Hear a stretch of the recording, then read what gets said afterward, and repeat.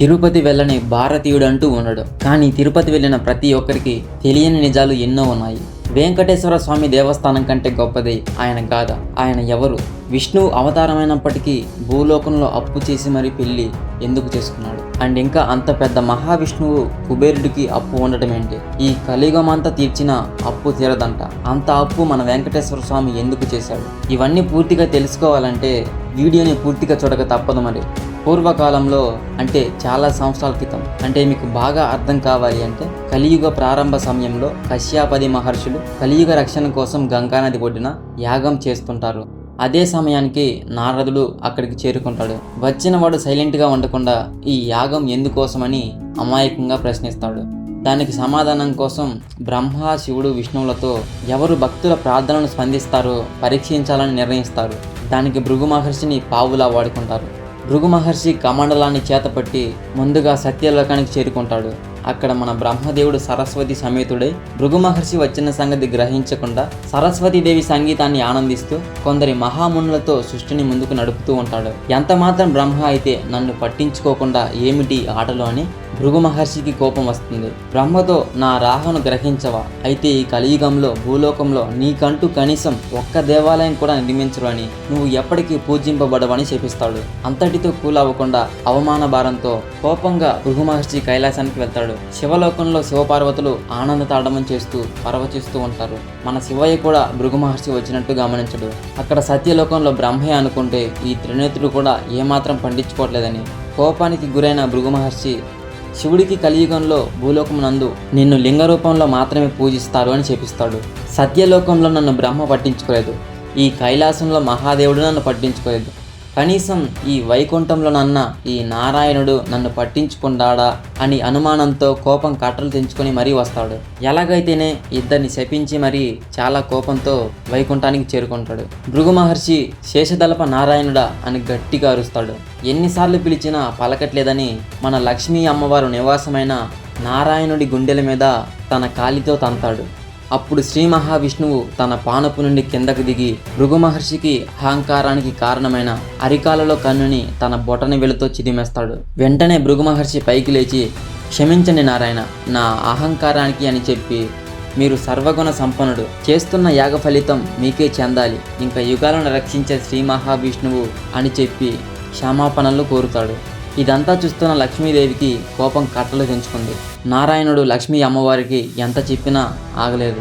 నా భరతని కించపరిచిన ఆ అహంకారిని శిక్షించకుండా సేవలు చేసి మరీ సాగనంపాడు అని కోపం. ఆ కోపంతోనే లక్ష్మీదేవి వైకుంఠం వదిలి భూలోకానికి అలిగి వెళ్ళింది. లక్ష్మీ లేని వైకుంఠంలో నేను ఉండలేనని మన స్వామి కూడా అమ్మవారిని వెతుక్కుంటూ భూలోకానికి చేరుకుంటాడు. అమ్మవారి కోపం ఏమన్నా అంత తొందరగా తగ్గిందంటే చూద్దాం. అమ్మవారి కోపం ఎప్పుడు తగ్గుతుందో కొంచెం వెయిట్ చేయండి. మన అమ్మవారు స్వర్గాన్ని వదిలి భూమిపై కారావీరాపూర్ అనే ప్రాంతానికి వస్తుంది. ఇప్పుడు ఆ కారావీర్పూర్ని కొల్హాపూర్ అనే పేరుతో పిలుస్తున్నారు. లక్ష్మీ అమ్మవారి కోసం విష్ణువు సువర్ణముఖి నది తీరాన ఉన్న వెంకట కొండపై దిగి పుష్కరిణి పక్కన ఉన్న ఒక చింత చెట్టు కింద చీమల గుట్టలో లక్ష్మీదేవి తిరిగి రావాలి అని తిండి నిద్ర లేకుండా ధ్యానం చేస్తూ ఉంటాడు. అయ్యో, అందరి కష్టాలు ఆదుకునే ఈ శేషనాగుడికి ఇన్ని కష్టాలు ఏమి అని సాక్షాత్తు బ్రహ్మశివుడు కూడా బాధపడతారు. బ్రహ్మశివుడు ఇద్దరు కలిసి మన వంతు సహాయం చేద్దామని శ్రీ మహావిష్ణువు ఆకలిని తీర్చడానికి వెళ్ళి అమ్మవారు విష్ణువుకు దూరమైనా సరే ఆయన మీద కోపమే కానీ వేరే ఉద్దేశం ఏమాత్రం లేదు. లక్ష్మీదేవి ఒక ఆవుల కాపరిణిగా మారి చోళరాజుకు ఆవు దొడలను అమ్ముతుంది. ఆ ఆవు దొడలు ఎవరో కాదు, మన మహాదేవుడు బ్రహ్మదేవుడు. చోళరాజు అమ్మ ఇచ్చిన ఆవులని తన దగ్గర ఉన్న గుంపులో కలుపుకున్నాడు.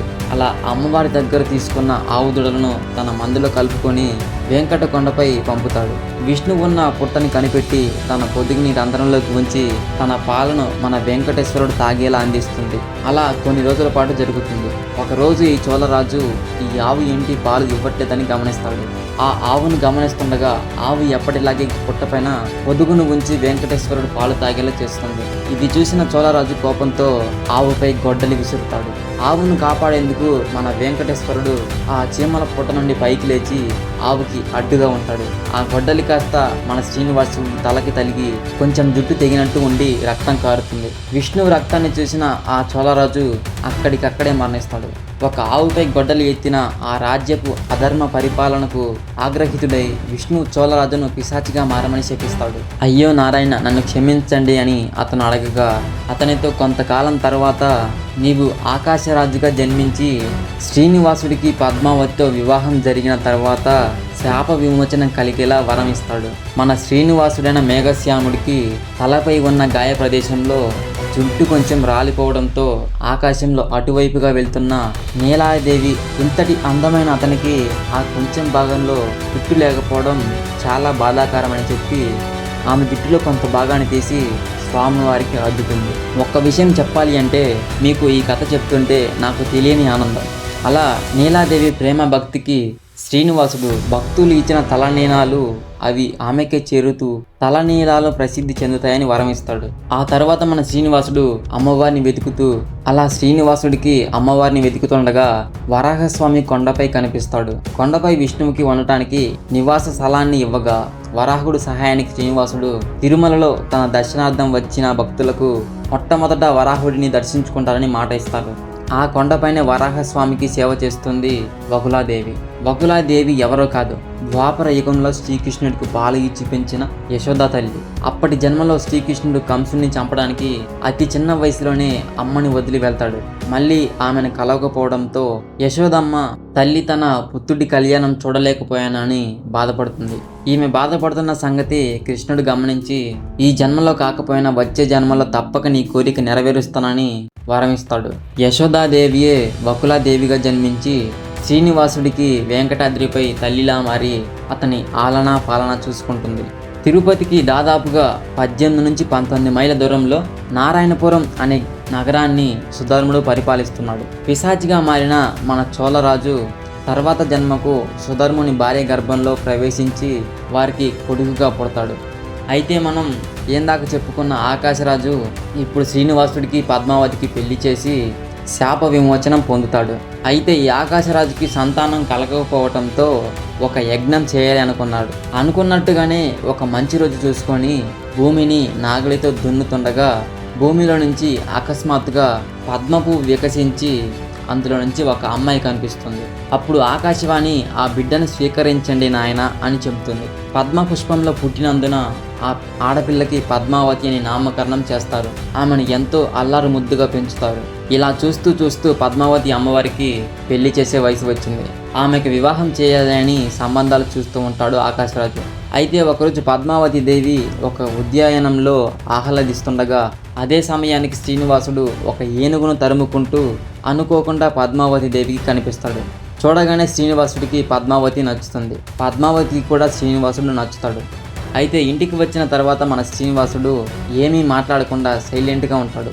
ఏమిటి ఈరోజు శ్రీనివాసుడు ఇలా విచారంగా ఉన్నాడు అని అడుగుతుంది బకులాదేవి. శ్రీనివాసుడు మనసులో ఉన్న మాట చెప్తాడు. దీనికి బకులాదేవి, దీనికెందుకు నాయన ఎంత చింతిస్తున్నావు, నేను వెళ్ళి నీకు సంబంధం కుదుర్చుకుని వస్తానని చెప్తుంది. బకులాదేవి నారాయణపురం వెళ్ళి ఆకాశరాజుని కలిసి పద్మావతి శ్రీనివాసుల కళ్యాణం నిశ్చయిస్తుంది. శ్రీనివాసుడు పద్మావతితో తనకు జరుగుతున్న వివాహానికి ఇంద్రాది దేవతలను ఋషులను ఆహ్వానిస్తాడు. వారితో పాటు కొల్హాపూర్లో ఉన్న లక్ష్మీదేవిని కూడా ఆహ్వానిస్తాడు. లక్ష్మీదేవి తన పతి త్రేతాయుగంలో తనకు ఇచ్చిన మాట ఇప్పుడు నెరవేర్చుకునే సమయం వచ్చింది అని ఆనందిస్తుంది. త్రేతాయుగంలో లక్ష్మీదేవి సీతగా, వేదవతి లక్ష్మీదేవిగా అంశగా జన్మిస్తారు. రావణుడు సీతమ్మను అపహరిస్తున్నప్పుడు వేదవతి అగ్నిదేవుడి సహాయంతో మాయా సీతగా మారి అశోకవనంలో రావణ దుష్ట కార్యాలను భరిస్తుంది. రాముడు రావణుడిని వధించిన తరువాత మాయా సీత అనగా వేదవతి అగ్ని ప్రవేశం చేయగా నిజమైన సీతమ్మ అగ్ని నుండి బయటికి వచ్చి వేదవతితో నీకు ఏమన్నా కోరికలు ఉంటే చెప్పు, వేదవతి నాకు విష్ణువుని పెళ్లి చేసుకోవాలి ఉంది అని తన కోరికని చెప్తుంది. సీతమ్మ రాముడితో అడుగుతుంది. అప్పుడు రాముడు తను త్రేతాయుగంలో ఏకప్రతివతుడు కాబట్టి కలియుగంలో ఆమెను పెళ్లి చేసుకుంటానని లక్ష్మీ స్వరూప సీతాదేవికి మాట ఇస్తాడు. వేదవతి దేవియే ఇప్పుడు శ్రీనివాసుడు పెళ్లి చేసుకుంటున్న పద్మావతి దేవి. అయితే మన శ్రీనివాసుడు ఇప్పుడు ఒక మామూలు వ్యక్తి. అతని దగ్గర పెళ్లి ఖర్చులకు కానీ పెళ్లికి కానీ ఎలాంటి సంపద లేదు. దాంతో శ్రీనివాసుడు కుబేరుని వద్దకు వెళ్ళి అప్పు అడుగుతాడు. కుబేరుడు తగినంత అప్పునివ్వగా తీసుకున్న అప్పు వడ్డీ చెల్లిస్తూ కలియుగం చివరిలో పూర్తిగా తీర్చేలా ఒక నిర్ణయానికి వస్తారు. అందుకే మన శ్రీనివాసుడికి వడ్డీ కాసులవాడు అనే పేరు కూడా ఉంది. ఇవాళకి కూడా ప్రతి ఒక్క భక్తులు వేసే కానుకలు ఆ కుబేరుడు అప్పు ఖాతాలోనే జమ అవుతున్నాయి. ఇంక అనుకున్నట్టుగానే పద్మావతి శ్రీనివాసుల కళ్యాణాన్ని ముల్లోకాలు అబ్బురపరిచేంత అందంగా వైభవంగా దేవదేవతలు, మునులు, మహర్షులు, సకల వల్లభులు విచ్చేసి ఎంతో ఘనంగా జరుపుతారు. వాళ్ళ వివాహం అయిపోయిన తరువాత దేవతలంతా స్వర్గానికి వెళ్తారు. ఆకాశరాజు సోదరుడైన తొండమానుడికి కుమారుడైన వసుదానుడికి మధ్య ఒక చిన్న గొడవ జరుగుతుంది. మన శ్రీనివాసుడు వాళ్ళిద్దరి మధ్య సంధి కుదురుస్తాడు. అంటే గొడవ ఎందుకని ఆపించేస్తాడు. తరువాత వెంకటేశ్వర స్వామి శేషాచలం కొండపై ఒక మందిరం నిర్మించి ఇవ్వమని తొండమానుడిని అడుగుతాడు. స్వామి అడిగినట్టుగానే పుష్కరిణి దక్షిణాన ఒడ్డున తూర్పు ముఖంగా స్వర్ణ మందిర ఆలయాన్ని నిర్మించి స్వామికి ఇస్తాడు. అప్పటి నుండి పద్మావతి శ్రీనివాసులు ఆ మందిరంలోనే ఉంటున్నారు. ఇప్పుడు మనం ఆనంద నిలయంగా పిలువబడే మందిరం ఈ మందిరమే. వెంకటేశ్వర స్వామి పద్మావతి అనుమతితో లక్ష్మీదేవిని వెతకడానికి కొల్హాపూర్కి వెళ్ళి అక్కడ ఉన్న పద్మకొండ, పంచగంగ వంటి పుణ్యతీర్థాలలో స్నానం చేసి తపస్సు చేస్తాడు. అయినా కూడా లక్ష్మీదేవి దర్శనం ఇవ్వదు. ఆకాశవాణి సలహా మేరకు వెంకటేశ్వర స్వామి సుఖ మహర్షి ఆశ్రమంలో తపస్సు చేస్తాడు. ఒకవైపు పద్మావతి అమ్మవారు కూడా వెంకటేశ్వర స్వామి వెళ్ళి శ్రీనివాస స్వామి వెళ్ళి చాలా రోజులైంది, ఇంకా రాలేదు ఏమి అని ఆమె కూడా తపస్సు ఆచరిస్తుంది. వాళ్ళిద్దరి తపస్సులు చూసి దేవతలంతా మహాలక్ష్మి అమ్మవారిని స్వామివారి వద్దకి రమ్మని ప్రార్థిస్తారు. భృగు మహర్షి కూడా అమ్మవారిని క్షమించమ్మా అని ప్రాధేయపడతాడు. ఇన్ని చేసిన తర్వాత అమ్మవారి కోపం చల్లారింది. కార్తీక పౌర్ణమి రోజు ప్రసన్న పదంతో శాంతి స్వరూపంగా వికసించి కమలపు మధ్య నుంచి బంగారు వర్ణంతో వెంకటేశ్వర స్వామికి దర్శనమిస్తారు. అమ్మను చూసిన వెంటనే స్వామివారు పరుగున వెళ్ళి ఇంకెప్పుడు తనని వదిలి వెళ్ళవద్దని తన మెడలో ఉన్న పూలమాలని అమ్మవారికి అలంకరించి అమ్మవారితో పాటు ఇంకా కొండపైకి చేరుకుంటాడు. అక్కడ లక్ష్మీదేవి స్వామివారి గుండెలపై కొలువు ఉండేలా స్వామివారి రాక కోసం ఎదురు చూస్తున్న పద్మావతికి కూడా స్వామివారు తన గుండెలపై స్నానమిస్తాడు. బ్రహ్మదేవుడు కలియుగాంతం వరకు ఇక్కడే ఉండమని శ్రీనివాసుడితో చెప్తాడు. శ్రీనివాసుడు భక్తుల కోరికలు తీరుస్తూ భూలోక ధర్మాన్ని కలియుగాంతం వరకు కాపాడటానికి శ్రీ వెంకటేశ్వర స్వామిగా తిరుమల కొండపై కొలువై ఉన్నాడు. సో ఈ వీడియో ఇంతటితో ముగిస్తూ మీరు ఎప్పుడైనా తిరుపతి వెళితే మీకు ఆ వెంకటేశ్వరుడితో ఉన్న సంబంధాన్ని కామెంట్స్లో చెప్పండి. అండ్ మన ఛానల్ని ఇప్పుడే సబ్స్క్రైబ్ చేసుకొని పక్కనే ఉన్న బెల్ ఐకాన్ కూడా ఆన్లో పెట్టుకోండి. అప్పుడే ఇలాంటి ఇంట్రెస్టింగ్ వీడియో పెట్టగానే మీ వరకు వస్తుంది. అండ్ ఫైనల్లీ ఈ వీడియోని మీ ఫ్యామిలీ అండ్ మీ ఫ్రెండ్స్కి షేర్ చేయండి.